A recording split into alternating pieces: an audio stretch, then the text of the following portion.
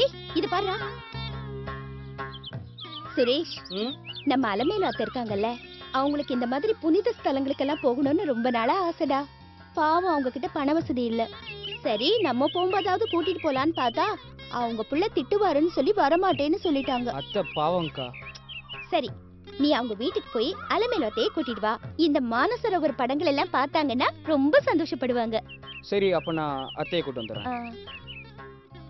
மானசரோவர் போயிட்டு வந்தோம்ல, அந்த படங்கள் எல்லாம் பாருங்க அத்தை.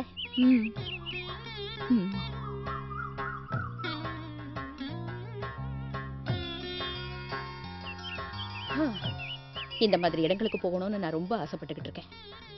எப்ப நடக்க போதோ தெரியல. அம்மா, என்னப்பா?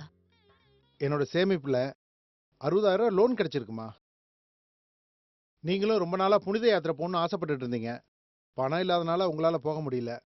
எனக்கும் வேற வழி தெரியலம்மா. அதனால இதை என் ஃப்ரெண்டு கிட்ட சொன்னப்போ அதுக்கு அவன் என்ன சொன்னான் தெரியுமா? அரசாங்கமே இதுக்கு மானியம் கொடுத்து உதவும்னு நம்ம தமிழக முதல்வர் அம்மா அறிவிச்சிருக்காங்களாம். என்னப்பா சொல்ற?